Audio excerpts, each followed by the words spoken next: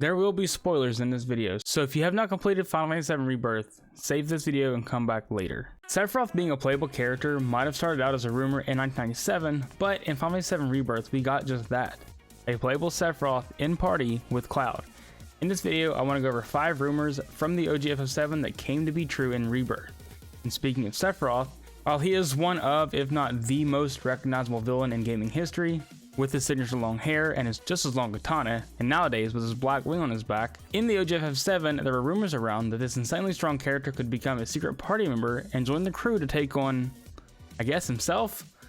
This of course was never proven to be true in the OG, however in Rebirth, we start the game off playing as Sephiroth, and later during a flashback sequence, he even becomes a temporary party member with Cloud, allowing you to swap between the two and even do team up attacks at will. I'm not sure if Square heard about this rumor or not, but I'm sure nobody was complaining when we finally got to take full control of this villain that we all love to hate in Rebirth. Multiple hidden endings. While this one isn't true in the sense of there being multiple endings in Rebirth, I wanted to point this one out because now with the multiple livestream timeline stuff going on, we could potentially see a few different endings when this project is all said and done. Back in the day, the rumor was that if you could beat the game under certain parameters, like within a certain time limit or defeating all the optional bosses, you could get a hidden ending that was different from what you would see in the base game.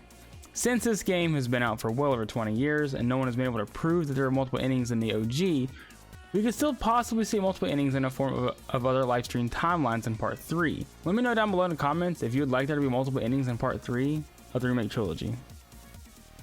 Another hidden character rumor along with Sephiroth was Zack, Cloud's best friend and Aerith's friend? In the OG, we don't really know much about him until much later in the game, and we finally get to really spend some time with him in his own spin-off game Crisis Core that takes place just before the events of Final Fantasy VII. That's when a lot of people began to fall in love with this lovable goofball and wanted more of him. However, in the OG, we only see him for a few moments and then he's gone for good, which led people to speculate that he was able to be found as a hidden character for your party later on in the game. The rumor was that when Cloud hit level 99, there was a small chance for him to become Zack. Not really sure what that means. I suppose that meant that Cloud was actually supposed to transform into Zack. I'm not really sure what that rumor was, but this obviously wasn't the case and has never happened in more than 20 years the game's been out. But in Rebirth, we start off with a playable Zack, and towards the end of the game, we even get a Cloud-Zack team-up segment, leading fans, myself included, to believe that we could potentially get a fully playable Zack in our party at some point in Part 3. Personally, I'm 100% okay with Zack being added to the party because I would love to see his interactions with the party, but is that something you would want or not? In the OG, there were rumors that you could get a few hidden summon materia in the form of weapons like Ruby and Emerald weapon, or even materia containing this hour-long attack Sephiroth uses during the final battle Supernova. These of course weren't true, and you can't summon the weapons to aid you or use Sephiroth's movie against him. And yes, I said movie. That move was insanely long. However, in Rebirth, there is a hidden materia behind some content that I didn't even know about until recently. You can get Gilgamesh as a summon to aid you in battle when called upon. Perhaps we could get some more hidden materia in Part 3 that wasn't in the OG. Ever since that fateful day in 1997, fans have been searching for ways to revive, save Aerith, and keep her in your party. There's even been countless memes made about it over the years.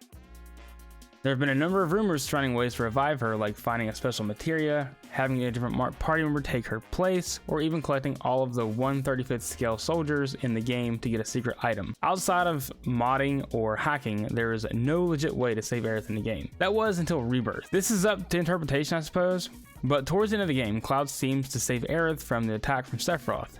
This is either in his head to further show his mental descent into madness, or a Cloud from a livestream timeline saved her and created a branch where she did live. Either way, it seems Square Enix is toying with our hearts, and we won't fully know the extent of what took place here until Part 3. But at this time, it does seem like there could be an alive Aerith out there somewhere without a hole in her spine. There have been loads of rumors regarding Final Fantasy VII OG, and these were the ones that seem to have come true in Rebirth. And maybe we could get some more rumors come true in Part 3, like a Turks team up at some point. But if you enjoyed the video, consider hitting that like and subscribe button for more Final Fantasy VII and RPG content, and be sure to check out this video for more. See you guys next time. Peace.